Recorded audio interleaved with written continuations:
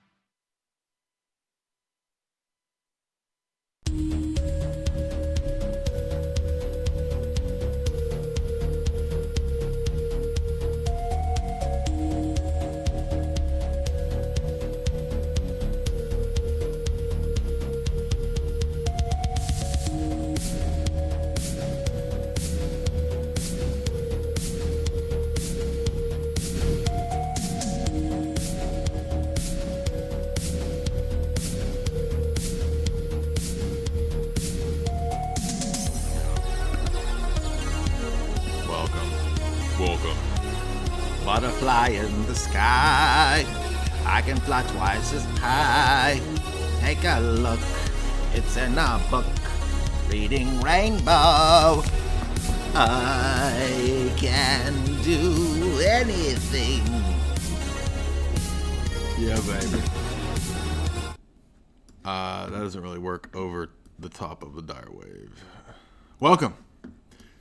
This is the show with no name.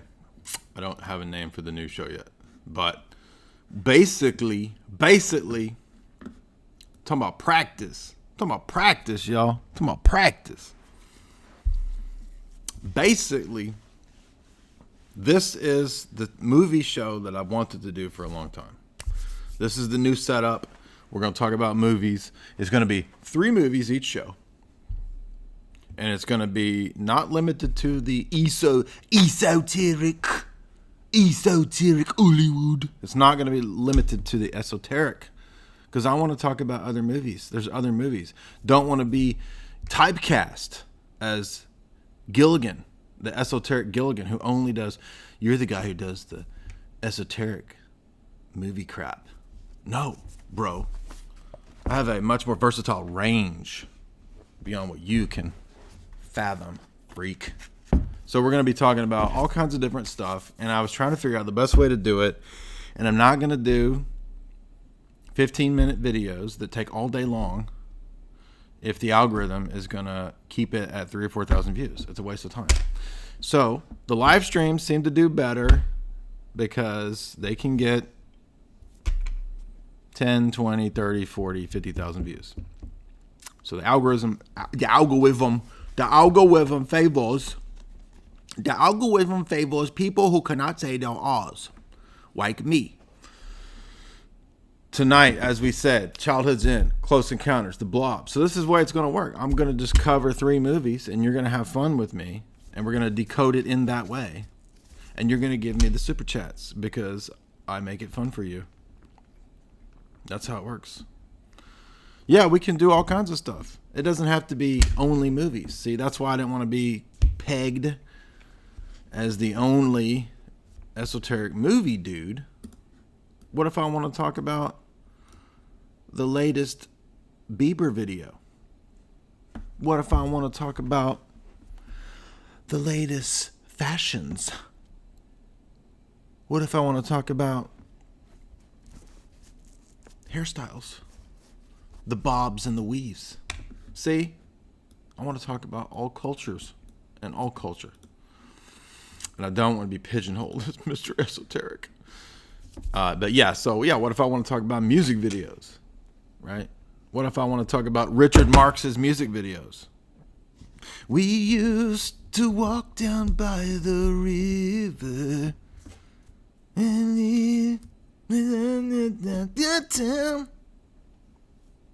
Dukes of Hazzard or whatever Richard Marx was singing about. Hazard, Kentucky. I've been to Hazard, Kentucky, by the way. What if I want to talk about Yo MTV Raps? Dr. Dre and Ed Lover. What if I want to do that? See, you can't pigeonhole me as the esoteric guy. But yeah, so we're going to be doing like 3 movies each show, themed based. That's the way I figured out to do it. Like, what if we wanted to do nuke movies, right? Like Miracle Mile, which I just watched, was just crazy 80s obscure movie.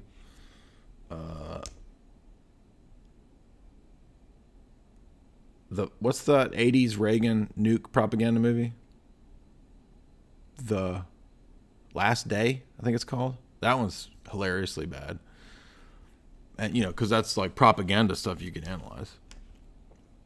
And then, maybe what if I want to talk about music videos? Because that's what kids are into. Anyway, so tonight we chose Alien Demon Overlords is our theme. And we chose 3 films. And yes, we'll have guests and stuff too. Still got to reach out to Joe Bob. Joe Bob said he would do an interview. And I forgot to reach out to Joe Bob. So I got to remind myself to email Joe Bob Briggs, famous host of Drive-In. And he did reply to my Twitter message, my DMs. He said, yeah, I'll do an interview. So that'd be awesome. I just got to remember to do it, right? But tonight, first up is Childhood's End. Grow up. Quit being a demon baby. Quit being a demon baby. It's time to grow up. Childhood is over. Get out of that stroller. Get out of that high chair. Childhood is over. No more spankings for you. So I have read this book many years ago, but I've not seen this movie. I didn't know exactly what to expect. I remember when this Childhood's End series on Sci-Fi came out, I gave it one episode and I fell asleep. And I was like, this is too cheeseball. But then a lot of people were talking about it because Carellin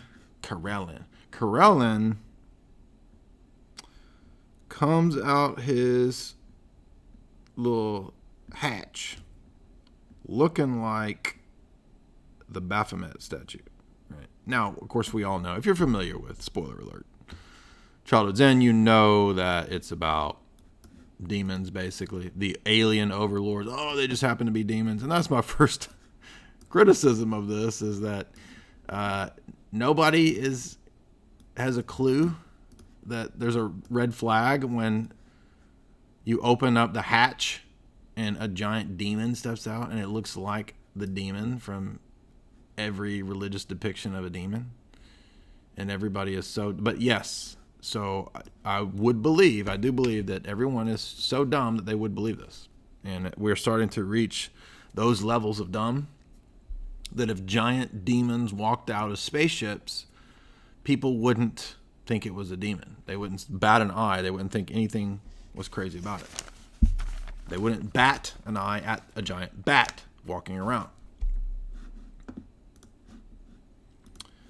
So, Carellin, who I think is Tyrion Lannister. Tyrion. The guy who plays Tyrion. Not Tyrion. Daddy Lannister. Mean old Daddy Lannister. Whatever his name is. What's Daddy? Not Tyrion is the midget, I know. What's Daddy Lannister?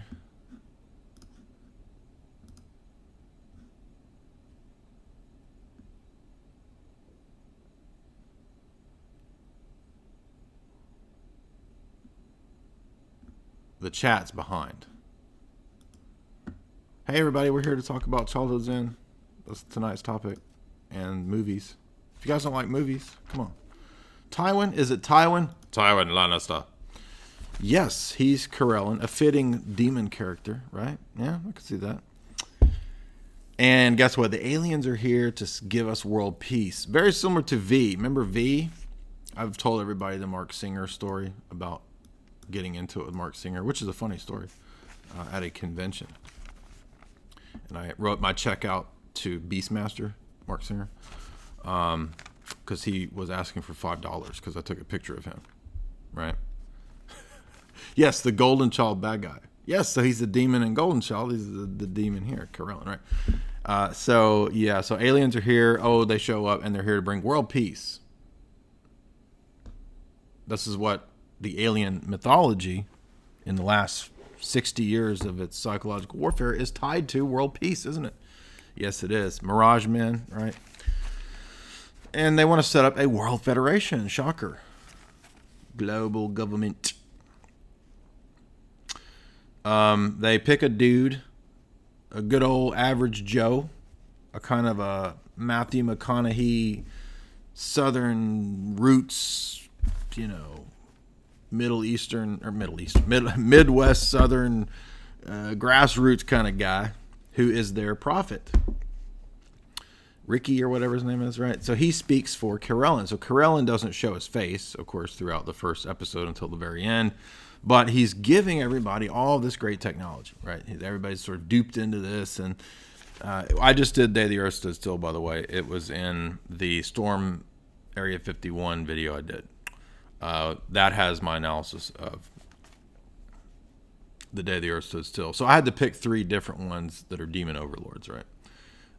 Anyway, so he says, let's set up a world federation. We're here to help you. We're going to give you a utopia. This is what all of the so-called alien contactees nowadays claim. So that's actually matching up. Now, Arthur C. Clarke was an Illuminist. openly.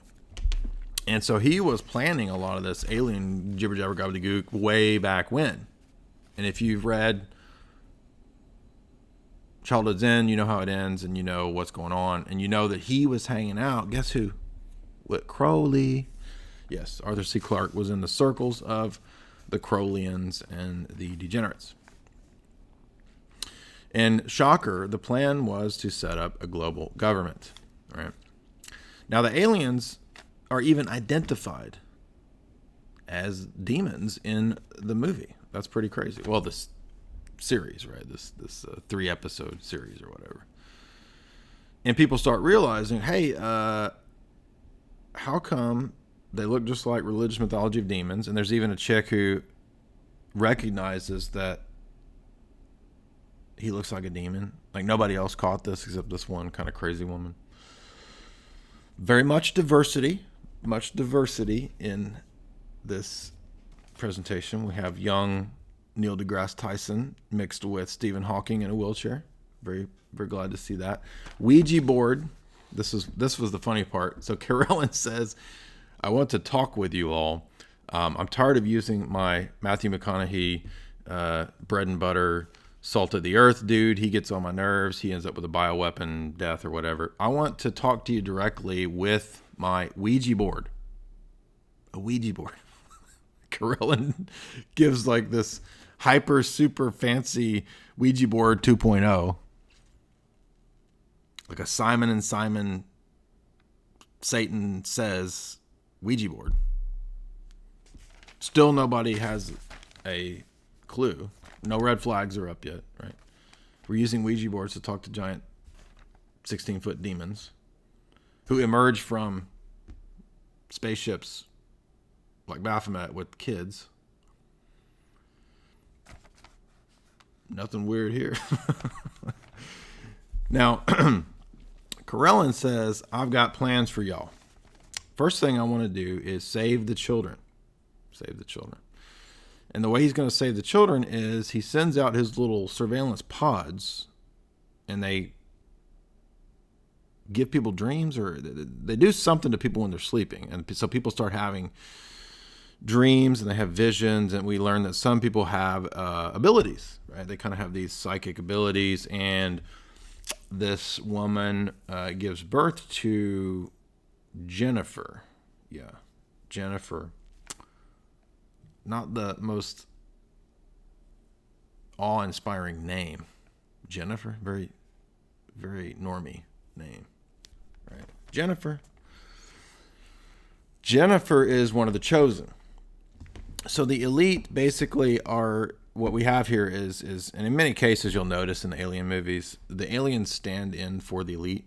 That's an obvious one that you start to realize, right? I'm not saying there aren't like demonic aspects to this stuff. There is, but what Carolyn is doing is what the elite are doing, basically, in our world, more or less.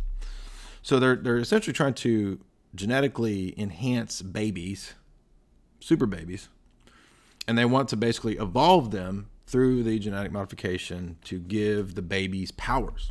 So it's the next stage in evolution, right? But it's commandeered evolution, and Carolyn's like, I'm going to hook y'all up. You're going to have superpowers. You're going to be floating. You're going to be dunking when you're 5 years old. You're going to be doing all kinds of awesome stuff. But you got to sign on to all of my projects, my plans. But I'm going to come back in many years, and I'm going to collect. So you got to make this deal with the devil, but he comes back to collect, right? But you get a perfect utopia world government for a while.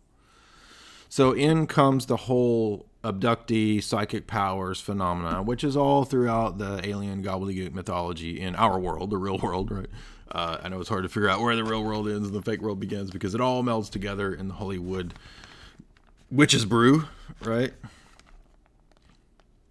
But the occult powers and the psychic powers are especially strong in this new generation. So Carolyn says, because of all the gifts I've given you, you have to give me your firstborn. Where have we heard that? Right? It's like a reverse Exodus, right? A reverse Bible, right? So that firstborn generation, 20 years later after Corellin first arrives, is his payment, down payment. Pay me in them kids. You owe me 1 zillion kids. And Earth pays up them kids.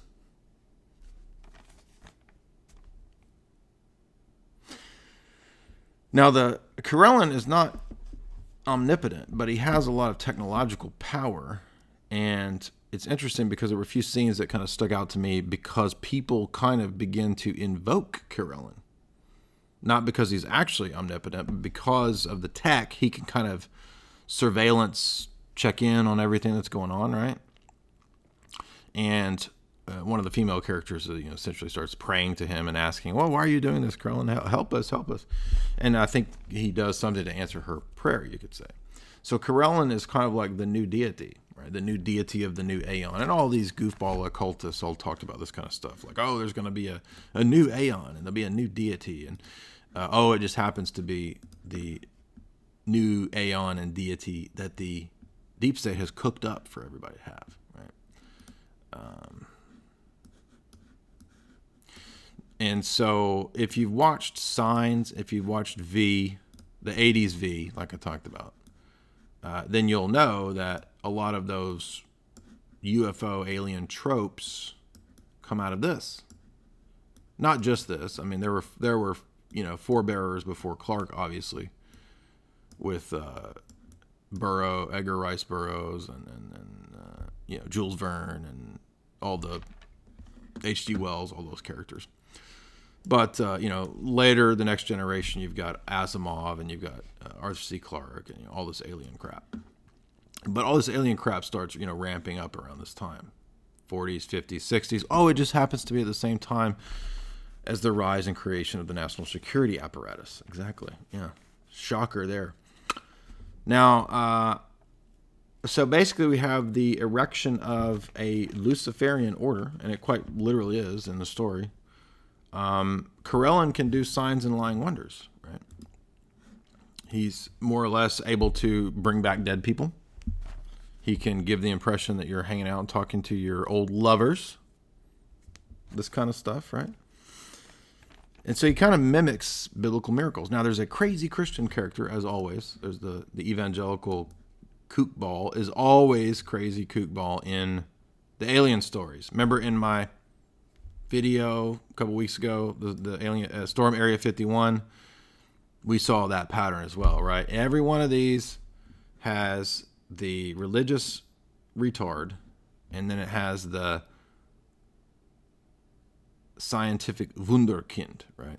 The wonderful, altruistic scientism proponent who usually has to square off against some fundamentalist moron. And of course, everybody should have just listened to the scientism proponent, Neil deGrasse Tyson, the whole time. Why didn't you listen to Neil deGrasse Tyson the whole time? Everything would have been fine.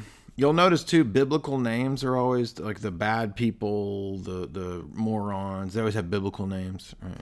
Jacob, this kind of stuff. Christian. And the crazy religious woman says, hey, Corellin is a demon. Well, shocker. And she tries to kill him, right? She takes a shotgun to his ass, blows a big hole in his tummy, and the salt of the earth, Matthew McConaughey-ish dude, injects him with a steroid and brings him back. Don't bring that Corellin back from the dead like my Lincoln. Brings him back from the dead. So the beast is wounded and comes back. It's quite literally self-consciously going from the book of Revelation, right? Rises from the dead. Matthew McConaughey is essentially the false prophet of the new age, new Aeon. Y'all just fall down and worship me. I just love that Corellin. Wouldn't you like to just be in a Corellin, in a Lincoln with Corellin right now, flying through outer space, just licking all over them devil horns? I went into Matthew mode. But the salt of the earth dude reminds me of, like, if Corellin were to come to our world, he would choose Matthew McConaughey to be his false prophet, right? And it doesn't end up going good for Ricky or whatever his name is. He ends up literally with a bioweapon from Corellin. Right? So, but when the crazy Christian woman tries to kill Corellin, she gets killed by Corellin, shocker, when he comes back. And the declaration by all the people around is, oh, there's no such thing as evil. Look, she was a crazy Christian. He's not a demon. He's just an archon, a demigod. And that's what all the ancient religions thought were demons and gods. They're just the aliens. Exactly. And they decide, well, okay, yeah, there's no such thing as evil. Ricky the prophet is the, I can't read my note. Protoplast?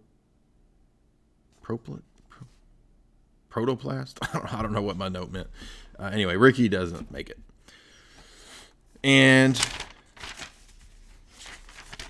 Neil deGrasse Tyson saves the day because he decides that he's got to figure out what Corellin's up to. He's going to sneak onto the ship, stowaway style, right? But Corellin has other plans. Corellin says, you've got to do what I told you to do. I'm back to collect. And guess what? It's time to, number one, stop the birth rate. Number two, depopulation. Number three, give me your kids. And because I have injected all these kids with alien DNA, and I've commandeered their evolution to the next stage. Right? That's what this is all about. Guess what the symbol is for the kids? An all-seeing eye in a pyramid. I'm not kidding. It is. And Jennifer, the little possessed girl, she can see. It's like Corellin sees through the kids or something through their eyes, and they're all one. They're like a Borg, basically, for Corellin. And the little girl, Jennifer, and I think she has a brother who's also part of this super demon kid generation. He says something to the effect of, I see all and I am all. Literally from Exodus 3:14, I am the all. And then you see like an all-seeing eye. So it's like, whoa, this is totally in the open here. Nothing even subtle. There's nothing subtle about this series. And it's similarly in the book too. It's not very subtle. It's very open. So the demon elite demand your kids. Why? For the good of the species to experiment on and to evolve to the next stage. Shocker. What was Epstein saying? Oh, he's got a bunch of transhumanist friends and they're going to evolve the next race. Like Moonraker stuff. Hugo Drax stuff. Corellin is saying this. So then come the tiny microchips. Everybody gets a chip. Humans decide, some of them, we want to set up a city that's not necessarily under the direct guidance of Corellin. They call it New Athens. This doesn't really do anything because Corellin doesn't care. When he comes back, he essentially says, you got to pay with your kids. You can have your city that's not under me. New Athens, right? Athens versus Jerusalem. I don't care, but give me your kids. And Earth is like, okay, here, have our kids. Yes. Here, give our kids to a giant demon. Literally what's happening now. Everybody's like, yes, take the kids, demon. Take the kids. The generation of these kids is handed over and willingly possessed then by Corellin. New Athens has as its symbol a torch. Olympics, Light of Lucifer, Columbia, whatever. Therefore, by the way, it's a very Village of the Damned too. If you remember that when Jennifer is doing her chants and her mantra, very much John Carpenter Village of the Damned type stuff, which is similar plot.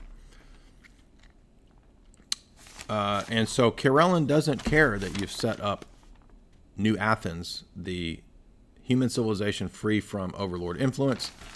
They're like the fedoras, like a civilization of millennial fedoras who decide, I don't believe in the aliens, even though the aliens are right in front of me. We want to be free, libertarian society. And Karellin's like, I don't care. Give me your kids. And you're all going to be nuked anyway. Spoiler alert. So essentially, there's a generation of Antichrist children.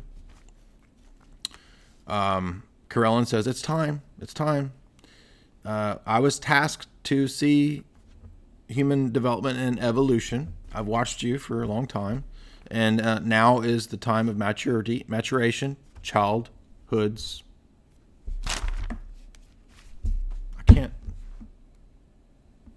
Childhood's end. What does that mean? The new aeon. The new aeon of the crowned and conquering child who serves giant bat demons. He even does a demonic rapture. Not that the evangelical rapture thing is true, but it's an inversion of the sort of ascension, catching up into heaven type of idea, which is in 1 Thessalonians. Yeah.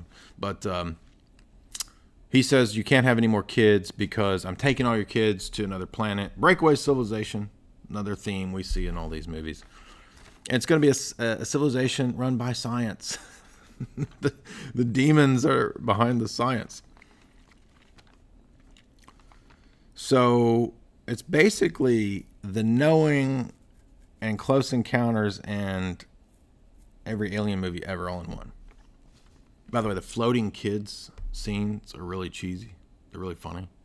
They just look ridiculous. By the way, I forgot this important point.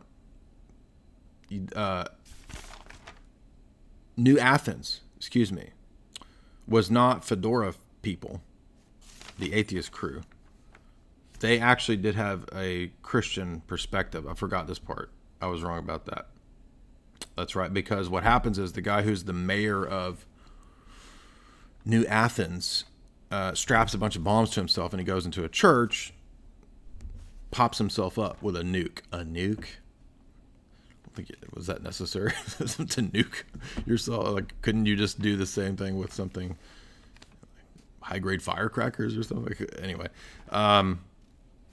so essentially the is nuked, right? That's the old way of doing things.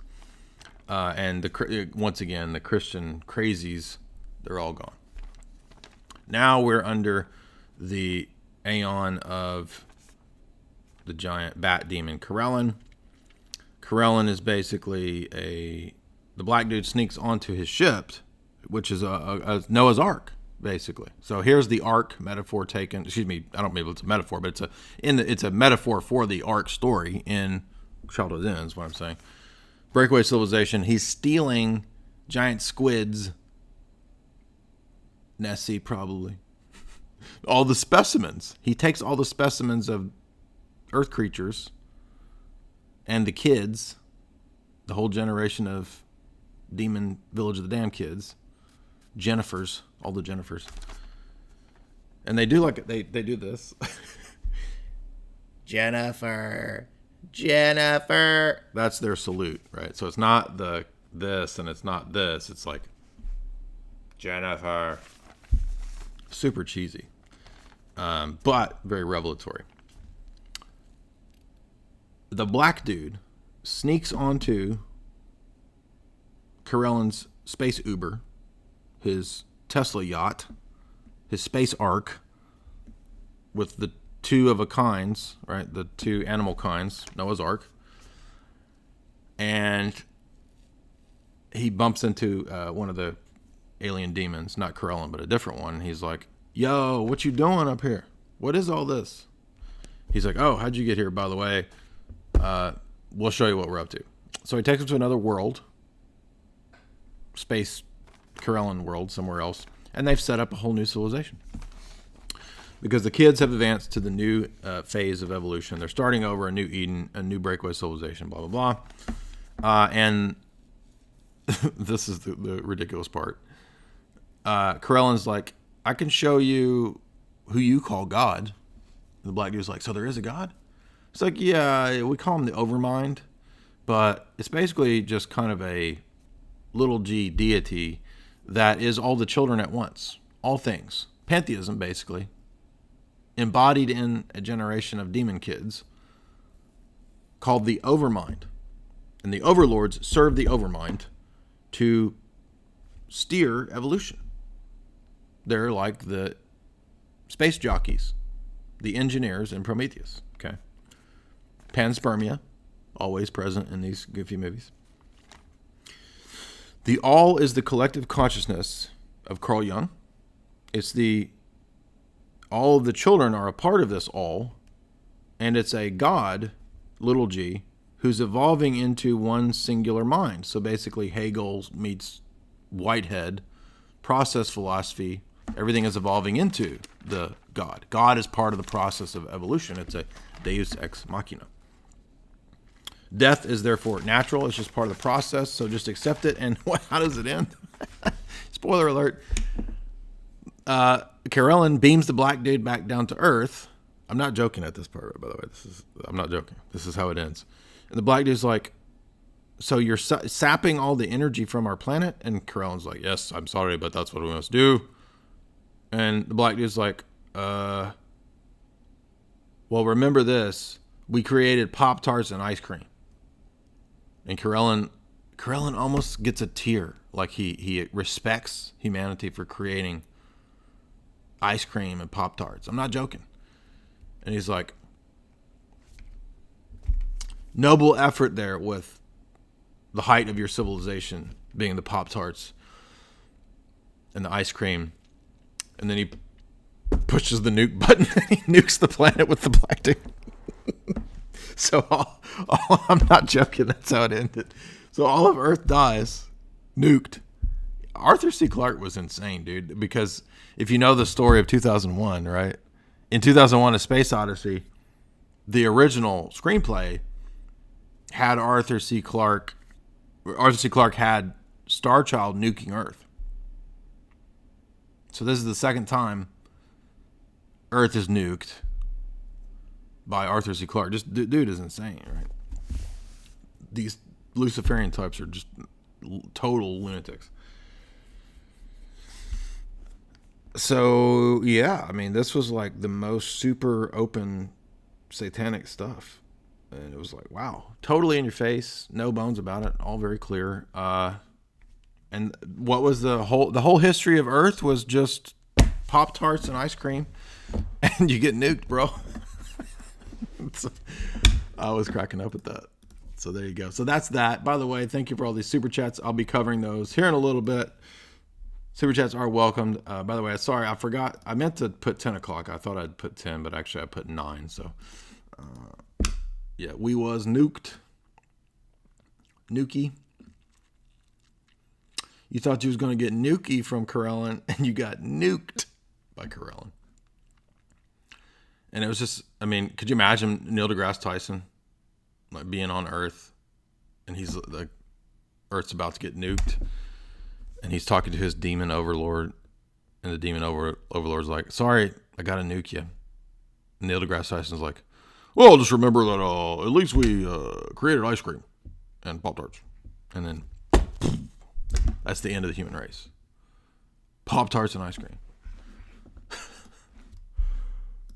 I gotta figure like who wrote that. Like who wrote this screenplay for this sci-fi Arthur C. Clarke thing here. Anyway,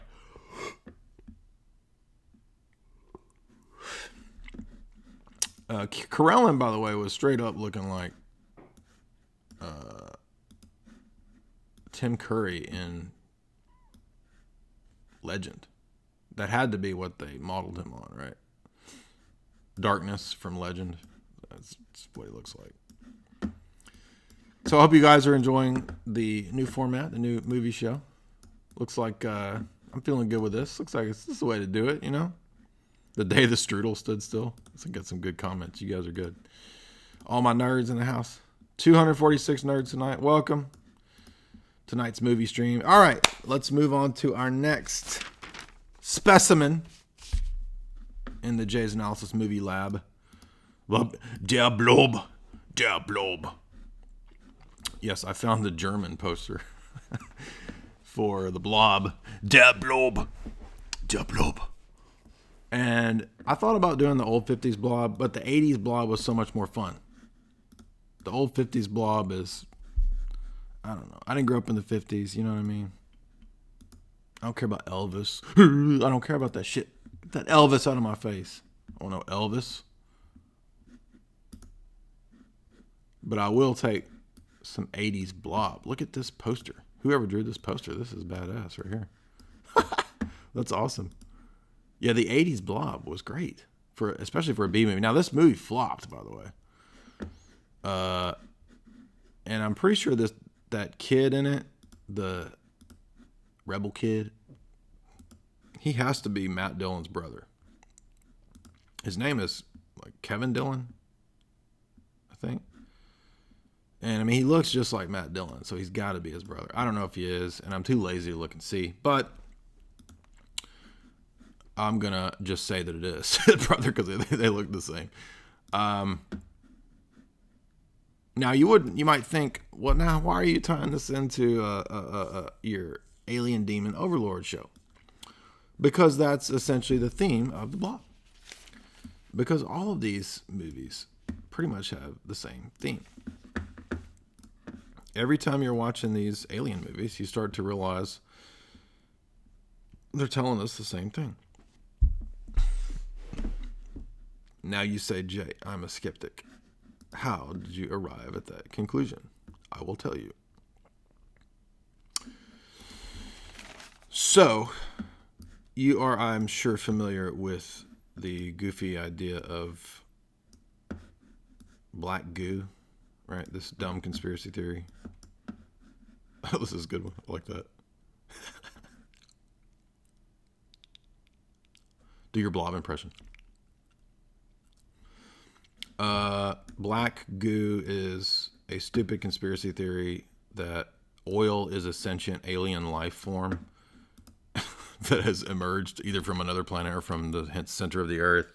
And there's a conspiracy theorist named Howard Kautzweiler. Howard Kautzweiler, and he talks like this. The black goo. The black goo. So anyway, this is the pink goo. Quite literally, an alien sentient goo that takes you over, right? Same idea as Invasion of the Body Snatchers, basically. Turns you into a big collective blob. So it's kind of like, I don't know this, but the original Blob was probably like Invasion of the Body Snatchers, an anti-communist Cold War type movie. If you did not watch my Storm Area 51 episode, watch that because I contrasted Day the Earth Stood Still with Invasion of the Body Snatchers. One of them is pro-commie internationalism. The other one is anti-commie Cold War. Very fascinating. Two different perspectives. But you get the same rough idea with Der Blob, which is that this entity like takes you over, subsumes you into it, and you lose your particularity, your individuality. You become part of the collective, right? So you could see how that would fit easily into a Cold War mythology of the threat of collectivism, communism, right? This is 1988. This movie bombed. Actually, this movie cost $20 million and made $9 million. Ouch. And it had a theatrical release, so they thought, it would make some money. But it doesn't. It's pink goo, like, remember Ghostbusters 2? That's what it reminded me of. Vitor? Is that his name? Vico. It's been forever since I've seen Ghostbusters 2. We'll definitely do a Ghostbusters episode, right? That'd be fun. I did an old podcast on Ghostbusters, but it was just audio. That was a long time ago. This is the new show, the new format here, right? Let's see my notes here. Okay, so Kevin Dillon is the town rebel. These movies always have the rebel teen. He looks like his dad beats him, for sure. Definitely from an alcoholic dad who beats him. He has that face of my dad beats me, as you can see. And he spends his days in the woods alone with his motorcycle, just randomly jumping over things. There he is. Got to be Matt Dillon's brother. Kevin Dillon's Matt. Has to be Matt Dillon's brother. Has to be. He's just out in the woods jumping over things, hanging out with hobos because he's not in the in crowd. However, his heroics get him in with the in crowd, and he is able to seduce 80s chick who looks like 80s chick in every 80s movie. I don't remember her name, but you will recognize her from many 80s movies, right? We're not going to focus on these mundane details. They don't really matter.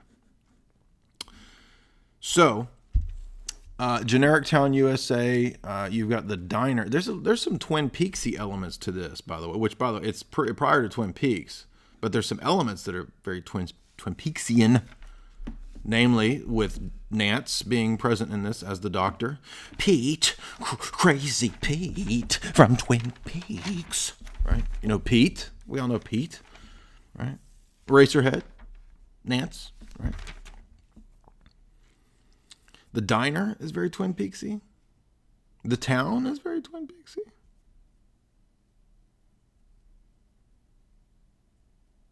Anyway. It's just generic town USA is all it is. His hair, I cannot stand this hairdo. This 80s hairdo.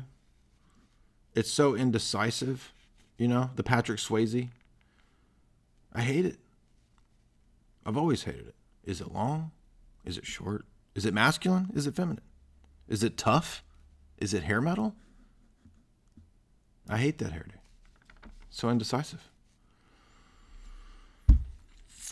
Now you've got a priest. This is an important part that a lot of people I think would miss in this B movie. We're going to call it a B movie. It's pretty much a B movie, right? More or less, right? Most people probably didn't realize that the priest is a key symbolic character. And he, by the way, is super creeper, right? He's a priest, creeper priest, Father Creeper. Let's see if I can find a picture of him. Literally looks like a pedo priest, right? Let's see. He undergoes a conversion experience. Here we go. Here's Father Creeper here. Rhett Bartlett is his name. Rhett Bartlett. Okay. Here's Father Creeper. Perfect Novus Ordo priest. Right here. Ooh, yes. Oh, my child. Father Creeper, the priest, begins to suspect that these are apocalyptic signs going down. But he's a staunch, stuffy Roman Catholic who probably doesn't really believe the Bible. However, over the film's narrative, he begins to believe the Bible, and towards the end, after he gets burnt, right before he gets burnt, he actually starts reciting the apocalypse, which I didn't expect in this goofy movie. And he says that this is the end of the world. Starts quoting the book of Revelation. Now, this will be important for later, right? So let's scoot Father Creeper over here for a moment. Where am I in my notes? Kevin Dillon's playing with his bike out in the woods. That's what it was. Okay, so he sees this thing fall from the sky, and he thinks it's an alien life form. Kevin Dillon does. He's out in the woods, jumping his bike with hobo audience. And he sees this land. He says it's like alien. It's an alien life form. And it just occurred to me that this horror movie trope of the alien that falls from Earth, the meteor, the biological life form that, you know, the Thing, War of the Worlds. This is like Satan falling from heaven, because the entities in these films are always a satanic type of character. They take you over, they absorb you into this goblin hive mind, and that's what the Blob is. He says it fell from the sky. like Satan. Jesus says, I beheld Satan falling like lightning from heaven. And it's basically panspermia. Get this. The government shows up. The government scientists show up. Black science man shows up, Neil deGrasse Tyson, and he says, in his hazmat suit, do you remember the dinosaurs? He says they all died out because of space virus or whatever. The dinosaurs all got space STDs, right? And they all died out. They got space AIDS. The government scientist says, now it's time for the humans to die out. And he says, it's an experiment in biowarfare. The humans are expendable. It's time for the humans to die out like the dinosaurs died out. Government shows up and declares martial law. It goes into full-on Jones mode. Folks, it's martial law, right? And we learn that this is actually an entity of some sort created in a biowarfare lab. I didn't even, who knew that the pink goo was an experiment dreamt up in an underground base. So the humans need to be depopulated like the dinosaurs. We learned that it's all man-made. It's not actually from space. We don't know where they got the pink goo. Maybe it did come from space. I don't know. But the priest then realizes it's all been prophesied, and turns out the only thing you needed to do was chill this bitch, right? A little bit of nitrous oxide. There's always like an easy cure, right? So when you freeze the pink goo, he shrinks. The priest becomes a tent preacher. When he becomes a tent revivalist preacher, guess what? He has saved some of the pink goo in a jar. And when he's doing a revival, he's talking about the end of the world. And an old black woman comes up to him and says, when's the end of the world coming? And he says, he turns to the camera and he says, when God tells me it's time. And he's got a little jar of pink goo. So, evangelical crazies, once again, are going to ruin the world. Anyway, I just thought that was funny. By the way, another interesting point too. A lot of horror movies, have you noticed, they like to do the meta horror thing where in the horror movie, people go to the horror movie.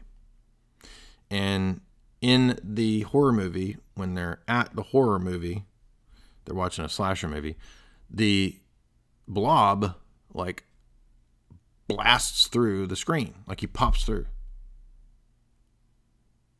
So it's almost like movies are putting the mind virus into the masses, maybe. Just throwing that out there. Maybe not. The crazed evangelical will be the basis for the fall of the world. So there you go. So that's the Blob. Government depopulation conspiracy narrative. That was fun.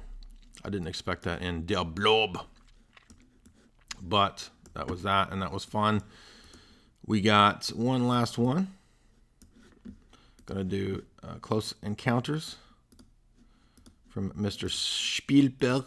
The Spielberg. Steve. But take a couple super chats. See what you guys are all about.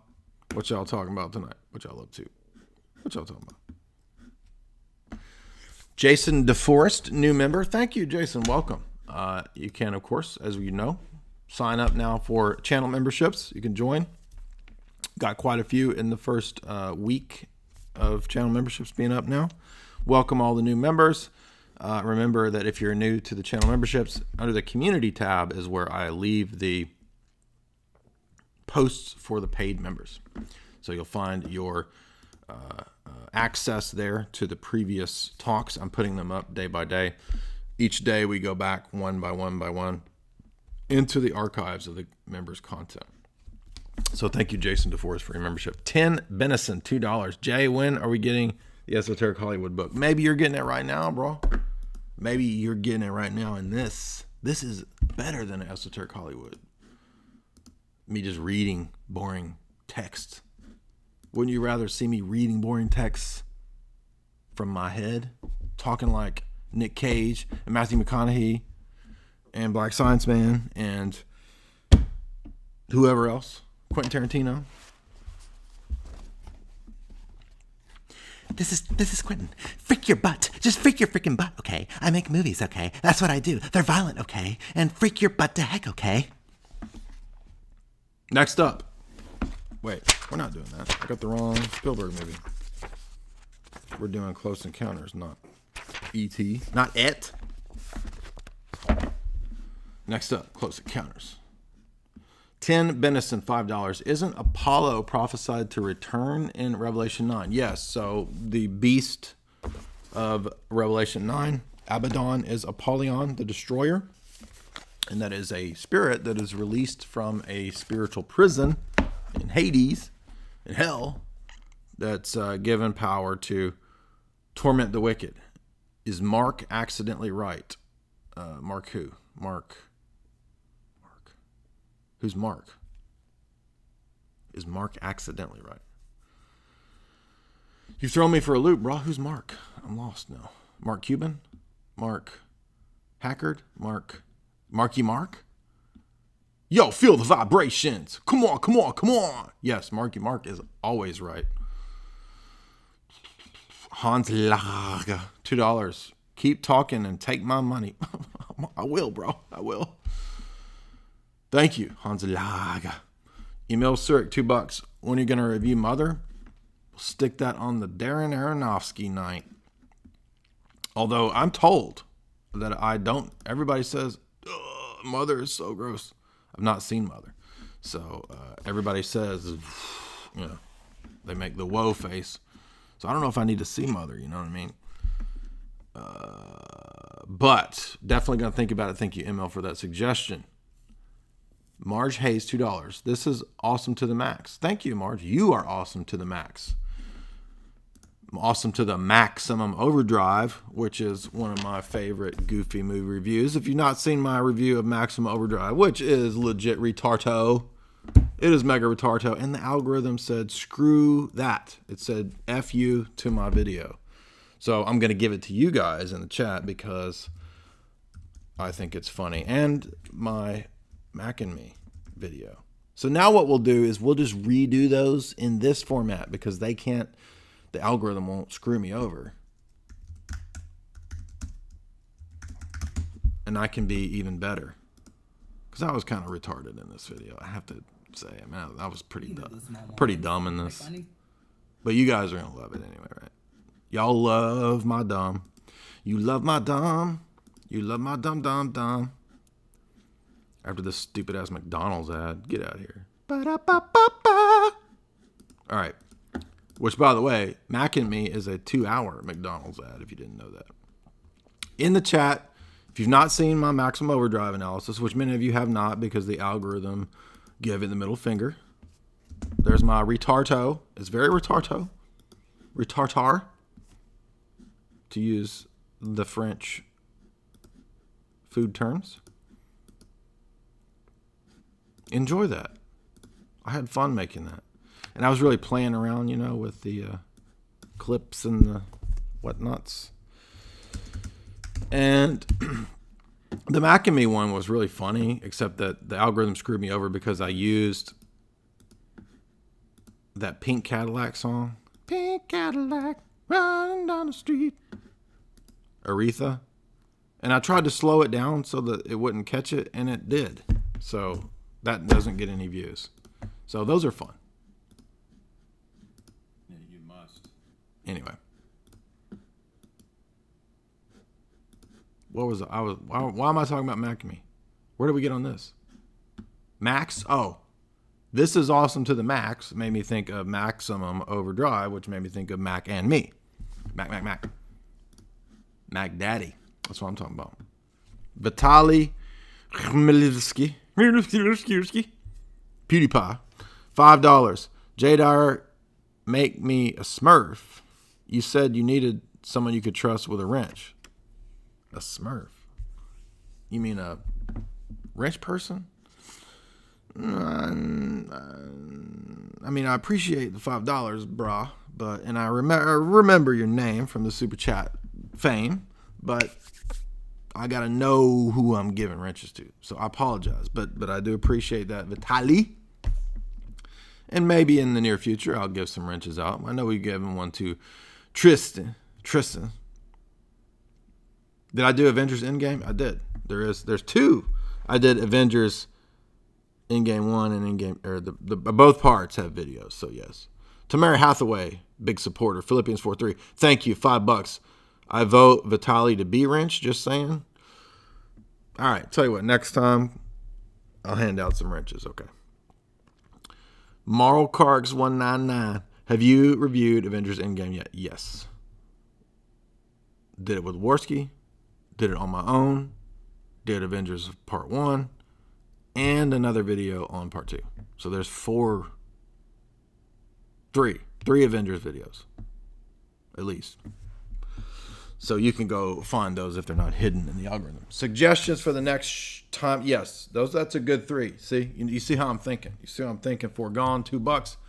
Repo Man, Judge Dredd, Gamer. Those are all very similar. They would be a great trifecta. Good point. Yeah, so I'm going to be I'm thinking in threes. Thinking in trees. And that's what we're going to do. All right, Close Encounters. Close Encounter.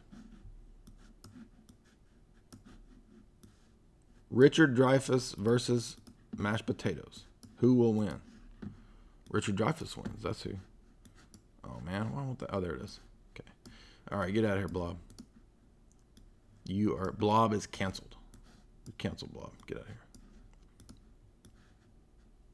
Close Encounters.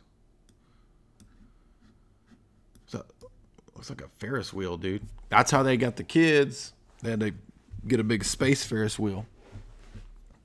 Merry-go-round to lure your kids in. Because that's who they take, right? Well, they don't just take kids, right? They take the chosen ones, right? So, this is in Esoteric Hollywood 1, if you recall. All these dum-dums. All these idiots are going to go storm Area 51. I know it's a joke, but kind of isn't, because a lot of people believe this alien crap. And there's all these idiots like this guy, this boomer out here. And by the way, isn't aliens a total boomer conspiracy anyway? Yeah, come on. Boomer tier and boomer period. Devil Mountain. Right? Devil's Tower, excuse me. Devil's Tower. In Wyoming? Yeah. Not by accident, right? Because where do the gods meet with the humans, especially in the Old Testament? On the high places, the mountains, the high places. That's why they're always doing their rituals out on these, tops of mountains and whatnot, because that's closer to the gods. So 1977, and I argue that Close Encounters was important in advancing the alien mythology beyond the stories of the previous decades, because now the focus became the tales of the abductees. Yes, there was the Kenneth Arnold and George Adamski and these other fake tales, which, by the way, were just rehashed science fiction stories. Now it becomes a mythology connected to very elaborate tales of butt stuff and aliens doing butt stuff. Yeah, I know. And so Close Encounters of the Third Kind was important in advancing the mythology into more of the UFO direct experience and these fantastical tales of people, which just happen to sound exactly like ritual abuse type stuff. Shocker there, right? So I go on to talk about the fact that we're moving into the Reagan era, right? This is not Reagan era yet, but we're about to move into the Reagan era, and we get from Spielberg a lot of these kind of Reagan-y era movies that really sort of back up Americanism, the need for the deep state, Cold War crap, right? We're getting to the end of the Cold War. And I do think that the Spielberg movies do have a significant bit of Kabbalism in it. Now, did you know that Francois Truffaut, the famous actor, French actor, in this movie, he is playing, his character is called, what's that guy's name? Lacombe, the French scientist Lacombe. Do you know who Lacombe is based on? Jacques Vallée, the deep state connected scientist, computer scientist, and esotericist, who literally says the ultimate origin of the alien mythology is interdimensional entities. Demons. Now, Jacques Vallée, I don't think really thinks they're demons because he's kind of a sort of hermeticist type of dude. But he thinks they're interdimensional entities ultimately that are behind the mythology, and he says it's a deception. That's very fascinating. So even people who don't buy into, like angelology or Christian demonology are saying and have said that this has an element of deception to it. Now, that doesn't come through in the Spielberg presentation of Lacombe, but it's interesting that Jacques Vallée said that. And what's weird is that we know that this begins to be a movie about semiotics, signs and symbols. And that's how I kind of read a Kabbalistic view of this, because we see the people in the Hindu pilgrims and yogis, they're all gathered on the mountains chanting to the aliens because they've been seeing alien sighting, UFO sightings. Remember, there's that ship at the beginning, the Cotopaxi, which is like a disappeared ship, right, that comes back out of nowhere. So the mysterious events start happening, and the Hindu pilgrims are all chanting, "Ah-ya, ah-ya, yay, ah-ya, ah-ya, yay," right? This is pretty close to Tetragrammaton, and I think Spielberg's doing a little bit of Kabbalistic, type stuff here. I suspect. Very similar to the biblical name of God as Lord of Sabaoth, Lord God, Lord of Hosts, the Lord Sabaoth, right? However, this is not referring to the biblical deity. This is in fact referring to the hosts or the gods, Elohim, that are closer to Arthur C. Clarke's Overlords, Carellin. And by the way, this movie definitely has influence from Childhood Zen. Now, there's an interesting scene where when the scientist, the little short beady-eyed guy, I forget his name with the beard, not Lacombe, but the other guy, when he's out in the desert and when he's looking at the Cotopaxi that's appeared, the ship that's appeared in the desert, he goes and he talks to an old Native American dude, right? And there is the Star of David above the Native American dude's head. That's very interesting. I would suspect that Spielberg has that there on purpose. Unfortunately, in my black and white print of Esoteric Hollywood, you can't see the Star of David.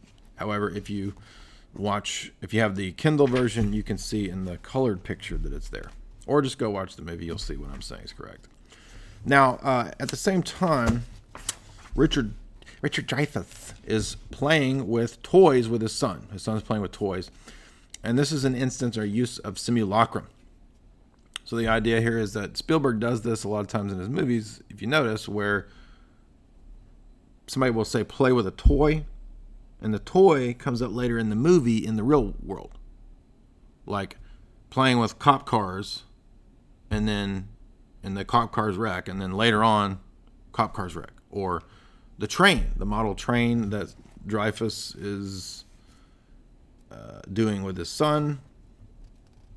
Later on, there's a train scene, and this is done on purpose. This is an interesting usage of semiotics and symbology. I kind of think Spielberg's playing with that notion. He does in other movies too, as a form of foreshadowing, basically. Interesting numerology pops up in the movie. 33 pops up. Highest degree of Freemasonry.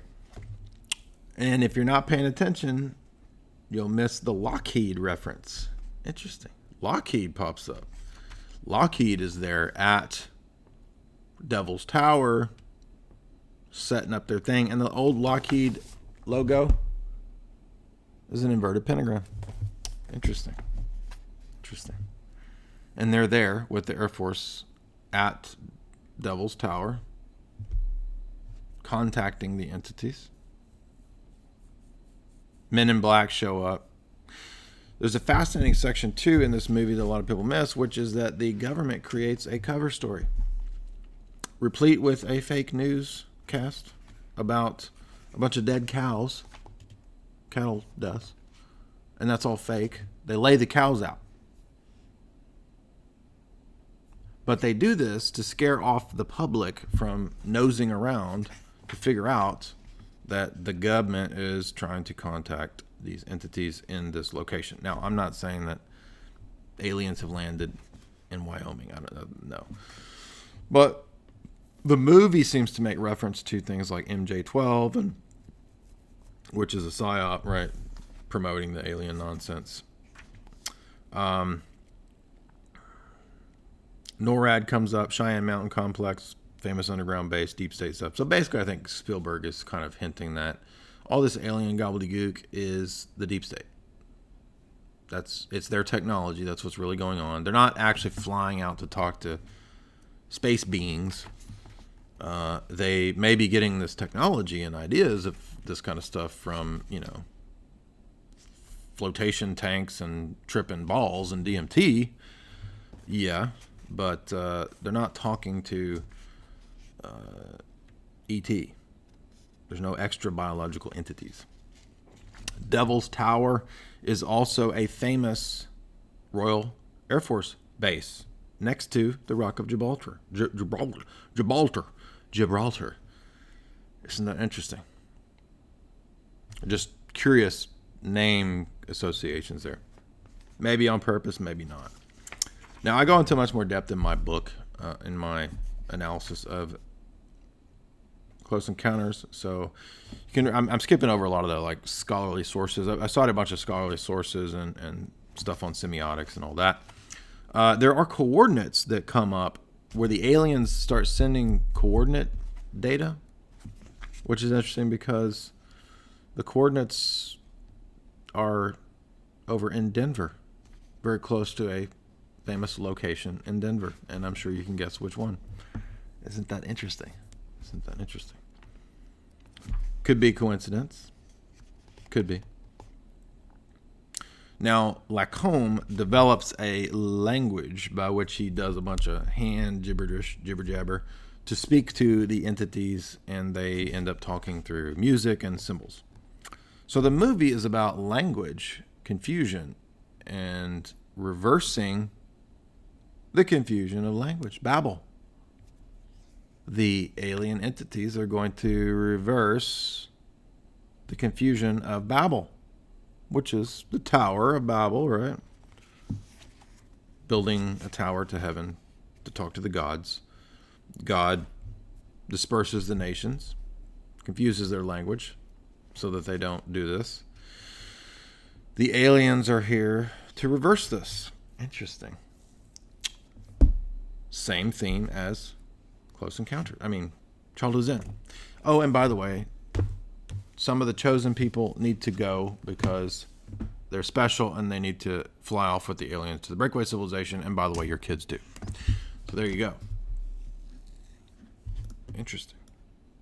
Deep state mythology, symbology, promoted to a new level when it comes to the alien mythos. Now, don't forget this book, which I cover in the ET chapter in my book, which is Hadley Cantrell's Invasion from Mars. And this is a study in the psychology of panic. He is one of the guys from Princeton And they were studying how to engineer people with this alien gobbledygook. Exactly. Now, more of that later on when we get to the ET analysis. Maybe we'll do that in my new show. Welcome to my new show, everybody. Thank you for joining me. Ben S. 20 Kaz, he says, hey, Jay, I was raised Roman Catholic, and I'm on a journey back to the faith. I'm drawn to Orthodoxy, and Orthodox says, but the closest church is 2 hours away. Is it heretical to attend a Roman Catholic Mass and hold to an Orthodox worldview? Yes. If so, what would you advise? I would say that yes. Ultimately, in Orthodox theology, you are forbidden from partaking in the religious services of other churches. You can be friends with Roman Catholics. You can hang out with Roman Catholics. You can go to the church, but you're forbidden to partake in their religious services. That's what the canons forbid. There was a great essay. Let me see if I can find it. What to do if there's no Orthodox church near you. I was in your same boat for many years, and I had to drive, when I could, 2 hours to an Orthodox church. Here is an essay that I will put from a well-known Russian Orthodox priest. I'll put that in the chat for you here. Ben S. Ben S, if you're watching. There's that link for you. That will give you some good advice on and practical approaches to what to do if there's not an Orthodox church that close to you. Now, remember, everybody, I am the author of Esoteric Hollywood 1 and 2. 363 pages, 404 footnotes. I cover all of these movies and more. The new one just came out a few months ago, right? Esoteric Hollywood 2. All 5-star ratings on Amazon. Don't get the book from Amazon, though, brah. Why you want to give your money to Bezos? Bezos. Don't do that. Don't do that, bro. Don't do that. Get the book right here from my Shazop. Here is my Shazop. Put the link for you. Make it easy. Jay's analysis, and I sign them for you. They're automatically worth like thousands of dollars because I sign them for you. Not really. It's a joke. So somebody say that's a scam or something. Not really. But maybe in 100 years if I die or something. If I don't get my transhuman replacement body from Karelin, right? The signed copies will be worth a lot of money. Now you'll be dead, but maybe your offspring that will be born in test tubes will have a copy of Esoteric Hollywood signed by me worth zillions of dollars, even though by that time dollars won't be worth anything. So $1 zillion will actually be deflated to be worth $1. So maybe it'll be worth 15 Soviet-backed cryptocurrency coins. Infernal Plane 5 Cause. Did Mark ever tell you what relativism is? Ray Liotta and Goodfellas left. Who are you talking about, Mark? Who is Mark? Mark. Y'all keep talking about Mark. Who's Mark? So I'm watching the chat now. Can somebody explain who Mark is? I don't know who Mark is. Marky Mark? Is there any other Marks beyond Marky Mark? Come on. Feel the vibrations. You feel it, baby? Oh, Mark Brahman. Did he ever tell me what relativism is? No. But I haven't spoken to him since the debate. Anyway. All right. Any last questions, chats? No? 120, 130. You know, we're going to try to keep the new show to under 2 hours. Fun time. Tomorrow night is the debate. So yes, tomorrow night, Matt Dillahunty debate. It will be at 6:30 p.m. Eastern. We'll have the show image and all that thumbnail and all that back up either tonight or tomorrow. So yes, tomorrow night, 6:30 p.m. Eastern, we have rescheduled and confirmed the Matt Dillahunty debate. So look forward to that. Look forward to seeing you all. Definitely be ready for that. It's going to be a lot of fun. You guys like the show tonight? Was it fun? Was this good? You like this? Right? Everybody bitches about long streams. Well, how about an hour and a half, 2 hour movie stream? You like that? Y'all like that? 6:30 Eastern. Not 7:30? Well, you could go to a different time zone and it'd be 7:30. Boom. Y'all like it? All right, cool. Everybody likes it. Tommy knockers or fart knockers? All y'all fart knockers? I might do. I've never seen Tommy knockers. Looks goofy. But yeah, see, this is the way to do it. Incorporate the goofy. I don't want to just talk esoteric stuff all day. We want to be goofy. We want to also talk about other kinds of movies. We don't just talk about conspiracy movies. Thank you guys. God bless. Subscribe to Jay's Analysis. Share the links and all that. Subscribe below if you haven't done that already. And tomorrow night, debate. God bless.